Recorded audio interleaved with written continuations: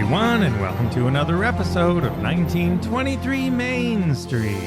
Home of everything to do with Disney travel in style. We are your hosts. I am Mike Bellabraddock. And I'm Amelia Bellabraddock. And today, everything to do with how to style your St. Patrick's Day at Disney World this year. Yes, everything from what to wear, where to go, and what to eat for St. Patrick's Day at Walt Disney World. And yes, Walt Disney World does become Irish too, so... Yes, now not to worry if you're not there on exactly St. Patrick's Day. Most of these celebrations will be running for the entire month of March. Yes, so the actual St. Patrick's Day is Sunday, March 17th. And if you are there on that day, we'll get into this in a minute, that is the day to be there. But when it comes to the food and drink in particular, and even if you want to style your St. Paddy's Day vacation in and around that day, if you're there on that day, for sure, there are a couple of key places to be. But otherwise, you can still celebrate the spirit of it, and they're going to feed you and serve you drinks, St. Patrick's Day themed, almost for the entire month. So let's dive right in. Our top picks for St. Patrick's Day food. Now, first of all, there is a ton of food across all of Walt Disney World, and it's mostly sweets and drinks, although there are some dishes. There is one top pick, though. I would say, personally, my favorite falls at Gasparilla Island Grill at Disney's Grand Floridian Resort. And this is a Irish cream cheesecake, which is extremely photo-worthy as it has the Grand Floridian's trademark logo on top. And it is also a delicious Bailey's Irish cream cheesecake with chantilly cream and gold coins, which are edible, of course. Yeah, it's hard. They look like almost like M&Ms, but they're gold. And really, this is a pot of gold. So it's an Irish cream, non-alcoholic, I'm assuming, because otherwise they would have said alcoholic. So Irish cream flavored Bailey's cheesecake in a sort of pot of gold look with the Grand Floridian logo in green and gold on top, and then all scattered around it are these gold Very coins. Instagram worthy. Absolutely a must-do item. I mean, we're staying at the Grand Floridian, as always, so it's going to be easy access. But yes, if you need more photos of you and your food, this is a great one to throw up there. Yeah, so this is the true pot of gold you can have for your Disney St. Patrick's Day Disney style. Now, there are also lots of other treats at lots of other places, including the value resorts all the way up to the deluxe resorts, a couple we want to highlight. Yes, you can find some more delicious treats at Beaches and Cream, Shamrock Shake, anyone? Yes, you don't have to rely on McDonald's for your Shamrock Shake this year. You can head to Beaches and Cream and grab one of those. Yeah, I wonder, side-by-side comparison. Can McDonald's keep up? We'll see. Yeah, I don't know if we're going to be able to do that, but it would be interesting. Yes. Because I'm not driving. Although there is a McDonald's on property. That's what I'm saying. You just grab McDonald's, head back to the resort, grab 2 Shamrock Shakes back to back. See all how right. It goes. We'll see if we can do it. Yes. And you can't forget about the Roaring Fork, where you can also find some more Disney Hotel delicious treats. Yeah, at Wilderness Lodge, Roaring Fork.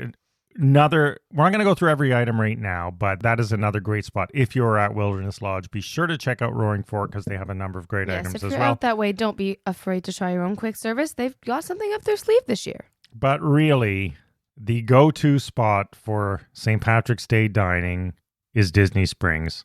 This is the all-in-one spot for everything to do with specialty food and drink. I would start at Amorette's Patisserie.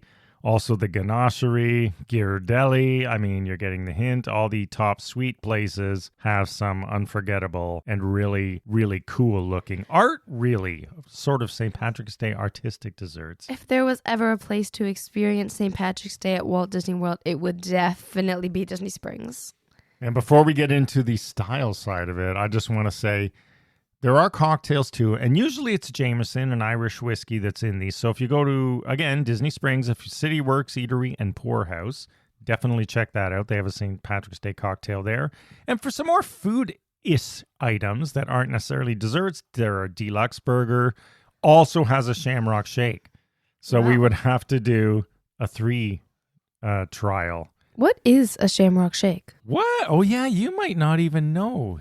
They have them at McDonald's. I've just never tried one. Well, here we go. We are definitely going to make this Amelia's introduction to Shamrock Shakes, Disney style. All right. Now, if you want to celebrate, it's not just Disney Springs, right?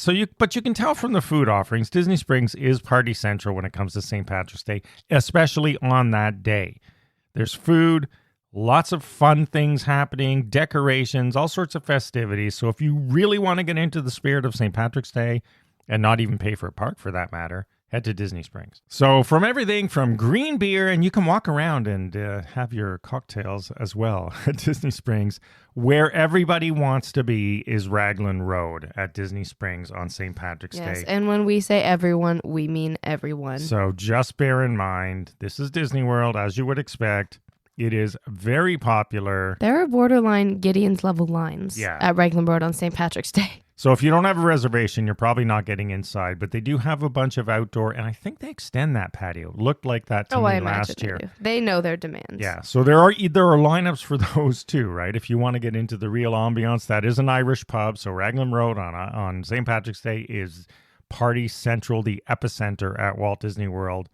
You can get in there into the outdoor patios. Hopefully it's a nice day. It was last year. If you go early, and I mean early afternoon, almost late lunch type thing, or even before that if you want to start your Irish beer early. So just bear that in mind. But it's not the only game in town. Yes, not to worry. Disney parks still have plenty of St. Patrick's Day celebrations going on if you can't bear to lose a park day. I would say the two main ones are found within a sort of close proximity to each other. Starting off with Hollywood Studios, they've got some interesting festivities that are more than just food. Yeah, and it starts right outside the gate. I mean, if you remember those Disney bucks from the days gone by, Disney dollars, old timers will remember these. They were almost like traveler's checks. You could buy, I don't know, you could buy money with money so that you spent these Disney dollars. Basically a dining plan, but for everything. Yeah. So they had this sort of hilarious comedian outside Hollywood Studios sometimes on St. Patrick's Day with a little setup and a microphone, and he sort of roasts guests coming in. But he was giving out these, reminded me of those Disney dollars, so fake money that you couldn't spend, but really good souvenir for free. Make sure to let your kids know this money is not real and cannot be spent later on. Yes. And you will find people dressed up inside Hollywood Studios for St. Patrick's Day. But that's not the only part. But some children may be disappointed. But not to worry. How do we combat this? We shove delicious treats down their throat. And there is still no better place to find some food in Disney parks than Epcot.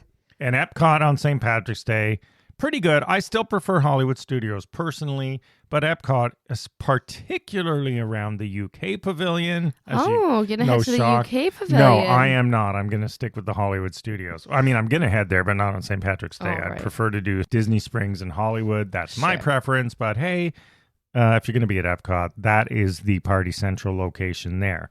Now, not what Ireland? to wear? There is no, well, Ireland is part of the UK. Well. So to sort of. Well. At Epcot it is, at least. That's a good point. That's where you're going to find Irish stuff you can buy. Now, what are you going to wear for St. Patrick's Day at Walt Disney World? Well, you can get into the spirit, and people do, including us, to a degree. I personally would say I see a lot of green.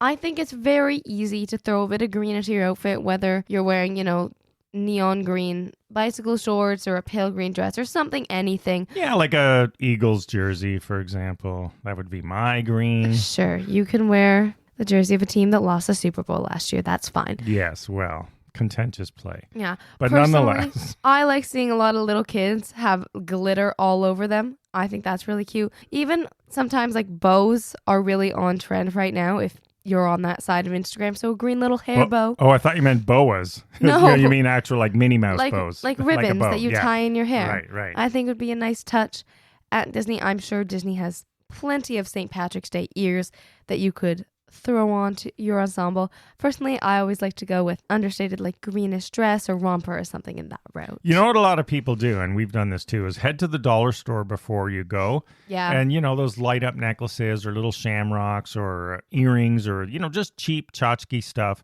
That's fun to wear on that day. Little hats, all those sorts of things. You guys have pinned like little tiny leprechaun hats. I like green hair bows, but to each their own. But it is an Irish party, Disney style, so you will see all sorts of accessories walking around Disney Springs and the hotels and everywhere else, especially right on the day. Yes, a favorite of many is a glass of beer.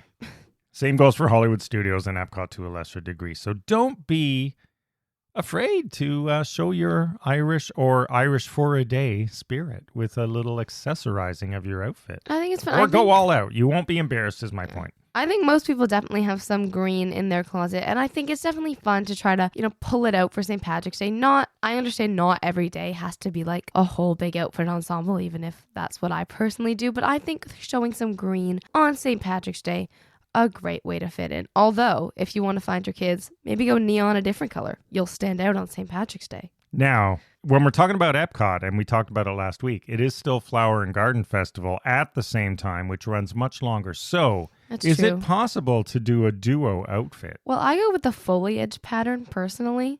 I'll go with that could work. Like I have a romper that has like palm leaves on it or different sort of like Are you pattern. Bringing that this year? I bring it every year. Okay. For your Flower and Garden ensemble? Well, we'll see. But I usually try to sport that on St. Patrick's Day. And if we do head to Epcot, it's a dual-edged sword, I think personally. And it's on theme with Florida. See, I'm a triple threat when it comes to outfits. And speaking of, there's lots of different ways that you can style the Flower and Garden Festival. It doesn't necessarily have to be, based on flower and garden. There's lots of other different aspects of it, matching the colors to the different flowers that they have there. I find really nice because then you can take a photo, you can match your nails to your outfit. There's lots to do. Personally, I like color scheming. Like I'll match a nail or a hair accessory or something to my outfit, which you can also do for St. Patrick's Day, pop a color in there. There's lots of options to tie in a cohesive look together. The green will work. I do have a great photo. I'm going to try to post it this week of you sort of with that floral hair or whatever it is. It's a clip or something. Yeah. It looked great and people commented on it. So, it's fun to style. You don't have to go overboard is the point, right? I don't know how many of you guys have green shoes, but the sandwich method is always popular. Personally, I go white shoe, white accessory, green outfit, but if you wanted to sandwich with some green shoes, that's also an option. Maybe your little ones have green sneakers. You want to dress them up all cute. Or if you want to be a real flower, you could have your dark shoes, brown or black. That's the dirt. And then your green stem. And then you can have a yellow hat or something, right? I mean, you know what? It's a bit more out there, but definitely falls under the theme of Flower and Garden. Have some fun. That's true. I'm stepping away from St. Patty's Day now. You got me back into the Flower and Garden mode. But you know what? It's all part of March. And then we got Easter in there, which is also blooms and eggs and everything. So March is just a huge month to really sort of bust out your fun and colorful outfits at Walt Disney World because there's so much going on. So there you have it. Don't be afraid to style. Hope you're traveling in March as we are. And have some outfits. Have some fun. Do some different things. And you don't have to pack a lot. Just do these little accessory tips and you'll get in the Disney holiday spirit. All right. Thanks for listening. As always, follow along on social media at 1923 Main Street. Visit the website to see what's new at 1923mainstreet.com and our casual clothing line. And we'll see you again next week. Have a magical day. Bye-bye.